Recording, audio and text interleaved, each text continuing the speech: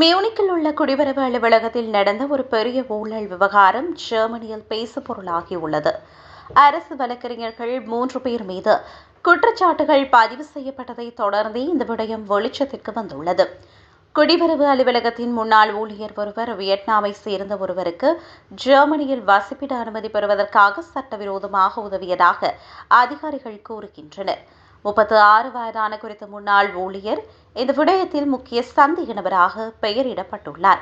ஜெர்மனியில் சட்டப்பூர்வமாக தங்குவதற்கு தகுதி பெறாத நபர்களுக்கு அவர் வசிப்பிட அனுமதிகளையும் தற்காலிக ஆவணங்களையும் வழங்கியதாக அரசு வழக்கறிஞர்கள் கூறுகின்றனர். 2024 ஆண்டு செப்டம்பர் மாதம் முதல் 2025 ஆண்டு மே மாதம் வரை 85 வெவ்வேறு மோசடிகள் இவ்வாறு நடந்துள்ளதாக அவர்கள் கூறுகின்றனர். இதேவேளை இந்த வழக்கு தொடர்பில் 34 மற்றும் 31 வயதுடைய 2 அல்பேனிய சந்தேக நபர்கள் மீதும் குற்றம் சுமத்தப்பட்டுள்ளது. அவர்களில் ஒருவர் போலி ஸ்லோவேனிய வசிப்பிட அனுமதிகளை ஏற்பாடு செய்ததாகவும் மற்றொருவர் குடிவரவு அலுவலகத்தில் விண்ணப்பதாரர்களை வரவேற்று அவர்களிடமிருந்து பணம் வசூலித்ததாக தெரிவிக்கப்படுகிறது. குறித்த விண்ணப்பதாரர்கள் இந்த சட்டவிரோத அனுமதிகளுக்காக மிகப்பெரிய தொகையை செலுத்தியதாக கூறப்படுகிறது.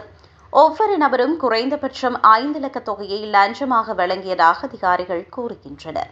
கடந்த ஆண்டு நடத்தப்பட்ட சோதனைகளின் போது சந்தேக நபர்கள் வீட்டில் சுமார் 1 லட்சம் யூரோக்கள் ரொக்க பணத்துடன் தங்கம் மற்றும் வெள்ளி ஆகியவற்றையும் போலீசார் கண்டெடுத்தனர். சந்தேக நபர்களில் இருவர் கடந்த டிசம்பர் 2025 முதல் விசாரணைக்கு முந்தைய தடுப்பு காவலில் வைக்கப்பட்டுள்ளனர். இந்த நிலையில் இந்த ஊழல் தொடர்பான விசாரணைகள் தொடர்ந்தும் நடைபெற்று வருகின்றன.